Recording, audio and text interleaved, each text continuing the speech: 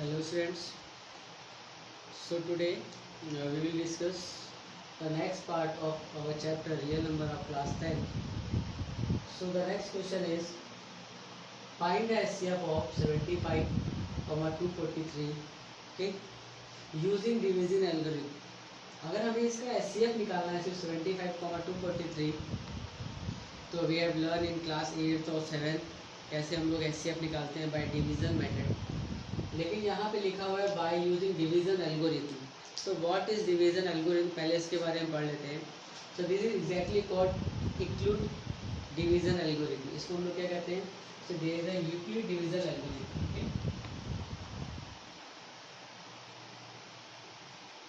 ये नया टर्म आया है यहाँ पे क्लास 10th में, यूक्लिड डिवीजन एल्गोरिथम। तो क्या होता है ये यूक्लिड डिवीजन एल्गोरिथम? कुछ भी ये नया नहीं होता है। Actually we know if we take a number, this is 27 divided by 4, okay, so we can divide it 4 6 are 24, so the answer is 3, remainder is 3, okay, so we can say this 27 is a, ये 27 क्या है हमारा? Dividend है। ये क्या है? Dividend, okay, ये 6 क्या है हमारा? क्वेश्चन है, ठीक। ये 4 क्या है हमारा? डिवीजर है।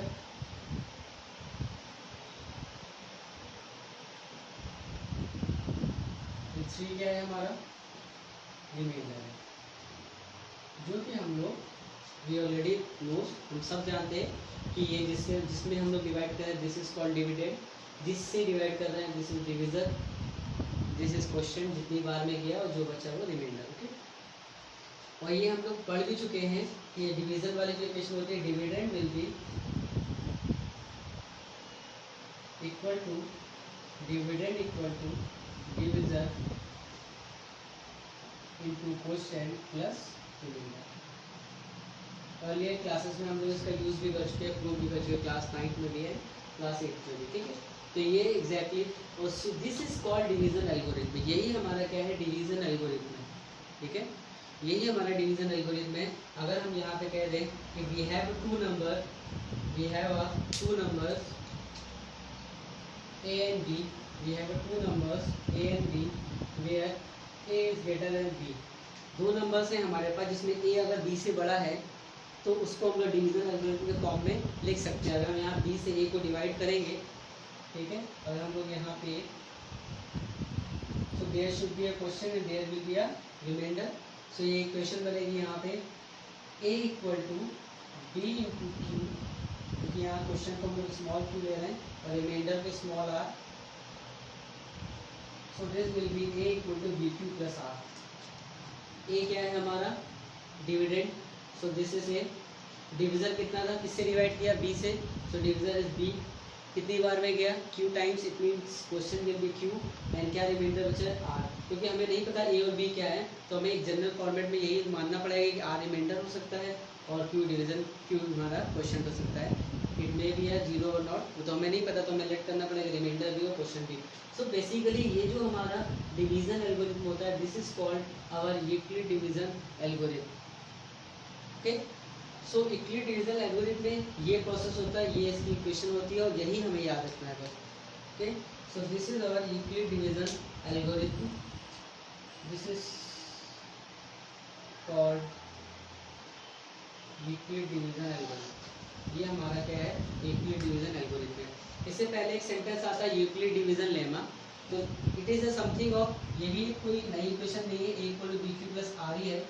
अगर बात किसी एक वर्ड लेमा की आती है तो this is a statement, lemma is a proven statement जो कि ऑलरेडी प्रूव होती है, which can be use to use further equations. किसी और इक्वेशंस को यूज करने के लिए हम लोग जिन इक्वेशंस का हेल्प लेते हैं वो कहलाता है मेरा यूक्लिड डिवीजन लेमा।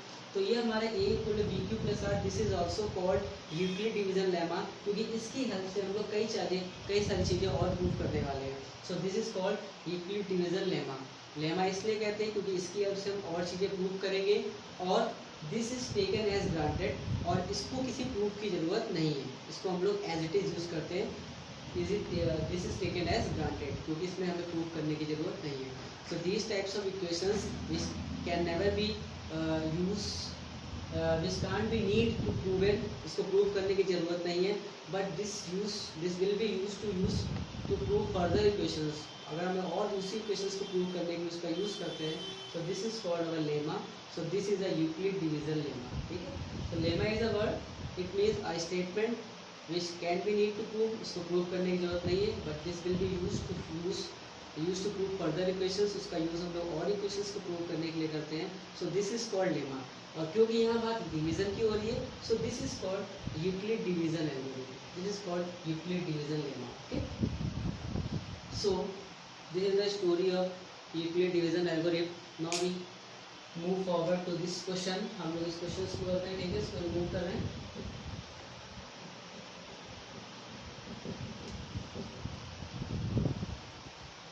तो find HCF of 75,243 using Euclid division algorithm. तो इसको करने के लिए हमें कुछ भी खास नहीं करना है. जैसे हम लोग डिवीजन एल्गोरिथम से सवाल करते थे, HCF निकालते थे, वैसे ही करना है. बट साइड में हमें उसका रिप्रेजेंटेटिव फॉर्म में लिखना है, जिसकी वजह से हमें नंबर नहीं मिलने वाला है, क्योंकि डिवीजन फॉर्म में तो हम लोग बचपन से करते चले आ रहे हैं. ठीक है, so look at here very carefully. हमें इसका डिवीजन एल्गोरिथम करना है. तो पहले हम लोग यहाँ पे साइड में इसका डिवीजन एल्गोरिथम डिवाइड कर लेते हैं, और फिर एल्गोरिथम यहाँ पे हम बाद में लिखेंगे. ठीक है, सो this is 243.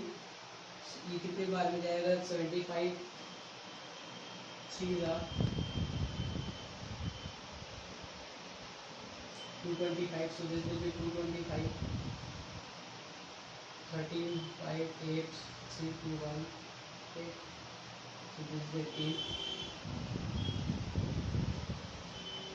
So this will be 4 times 72 3. Now 3 divided into the 18. So 3 6 is 18. So the answer will be, some student can say the answer will be 6, but wrong, answer will be 3. So the last divisor, जो आखिरी में divisor बचता है, this is our answer. तो ये हमारा answer होता है. तो ये हमारा आंसर कितना है? 3. तो यहाँ पे हमारा HCF कितना आ गया? 3. अब एक चीज़ यहाँ पे बहुत नोटिस करने वाली है, ध्यान से देखना. सबसे पहले हमारा डिविडेंड क्या था? 243. डिवीजर क्या था? 75. डिवाइड किया, क्वेश्चन कितना आया? 3. रिमाइंडर आया 18. अब हमने रिमाइंडर में फिर से किसका डिवाइड कराया? जो लास्ट वाला हमारा डिवीजर था, रिमाइंडर से मैंने उसमें डिवाइड कराया. अब क्वेश्चन आ गया 4. अब हमारा रिमाइंडर आ गया 3. अब फिर रिमाइंडर से हम किसको डिवाइड करेंगे? लास्ट वाले डिवीजर से. लास्ट वाला डिवीजर कितना था? 18. तो इससे डिवाइड किया तो 6 आ गया. तो जो हमारा लास्ट वाला डिवीजर है, और अगर जहाँ पे रिमाइंडर 0 आ जाए फाइनली, तो उस केस में जो भी हमारा डिवीजर होता है वही हमारा क्या होता है? HCF होता है, हाईएस्ट कॉमन फैक्टर होता है. अब इसी प्रोसेस को जब हम लोग यहाँ एल्गोरिथम के फॉर्म में लिख लेंगे, सो this will be the HCF of using Euclid division algorithm. ठीक है, तो बस इसको एल्गोरिथम के फॉर्म में लिखना है. तो चलो देख लेते हैं यहाँ पे कैसे लिखना है एल्गोरिथम के फॉर्म में. तो सबसे पहले हम लिखेंगे यहाँ पे अकॉर्डिंग टू. ये जरूर लिखना है हमें, जिससे हमें यूज पता चले कि किसका यूज़ कर रहे हैं. Using Euclid division algorithm. ठीक है, तो इसका यूज करते हुए हमने यहाँ पे लिखा we know A equal to BQ plus R. यहाँ पे हमारा A क्या होगा? क्योंकि मुझे पता है A should be greater than B. यहाँ पे A क्या हो जाएगा? 243. और इनिशियली B क्या हो जाएगा? 75. ठीक है, तो हर बार हर स्टेप पे नहीं लिखूंगा मैं. यहाँ पे A हो गया मेरा 243 इक्वल टू 75 इंटू, जब हमने 75 से इस A को फर्स्ट स्टेप में डिवाइड किया तो क्वेश्चन कितना आया था हमारा? 3. और रिमाइंडर कितना आया था हमारा? 18.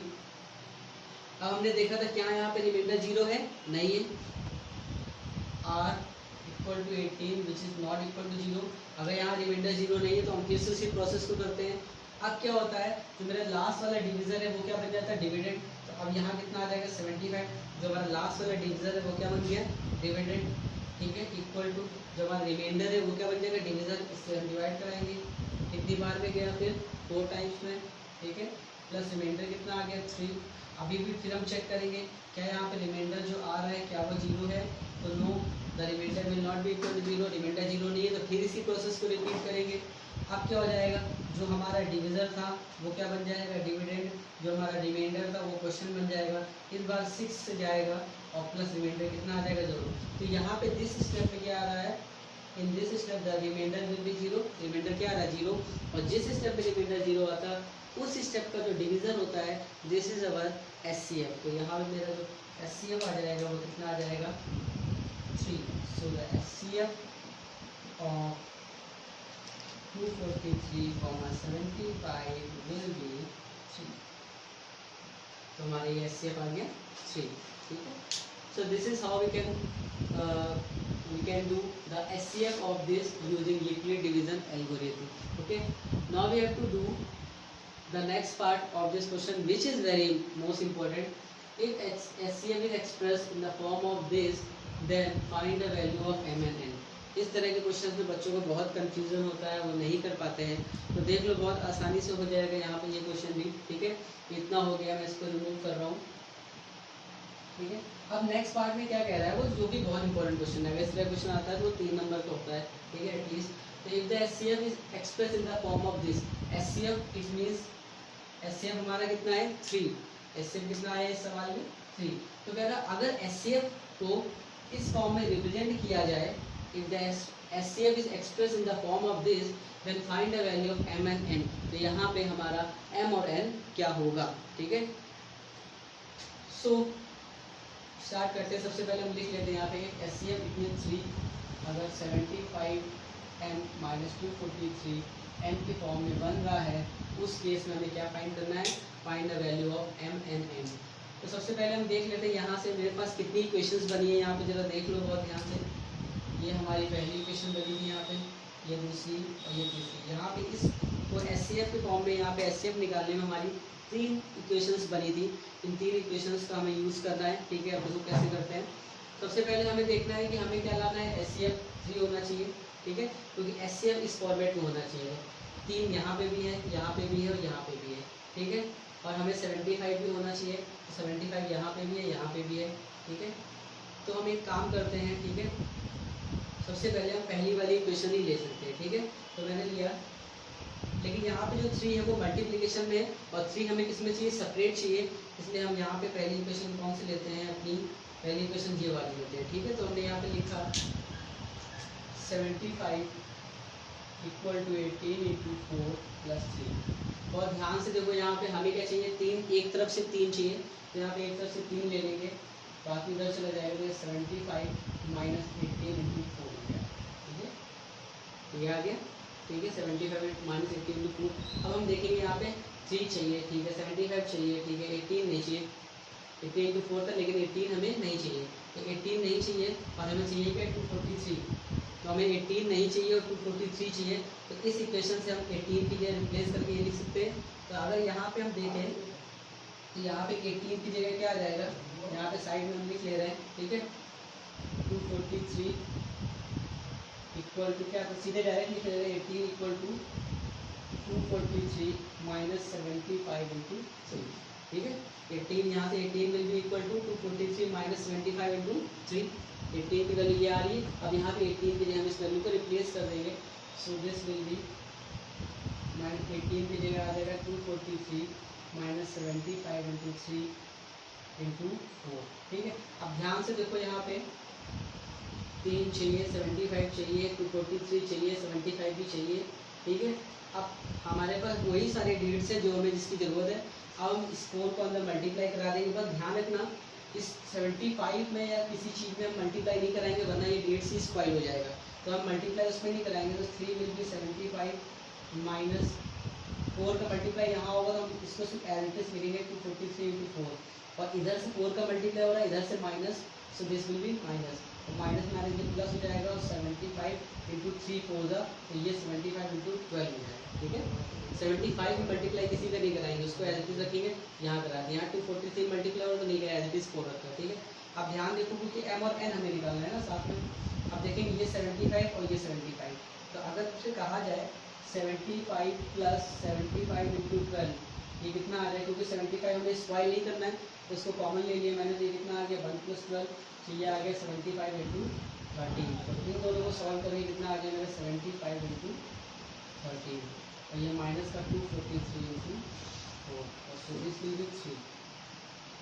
यहाँ पे ध्यान से देख सकते हो कि 3 equal to 75 into 13 minus 243 into 4, और इसी इक्वेशन की हमें यहाँ पे ज़रूरत है। Now we can compare this 3 equal to 75 into m minus 243 into n। हम इसको कंपेयर करेंगे यहाँ पे, तो m हमारा कितना आ गया 13 आ गया, और हमारा n कितना आ गया 4। Okay, so this is our answer. So this is very most important question. Now the next topic we will cover in our next video. Okay, bye.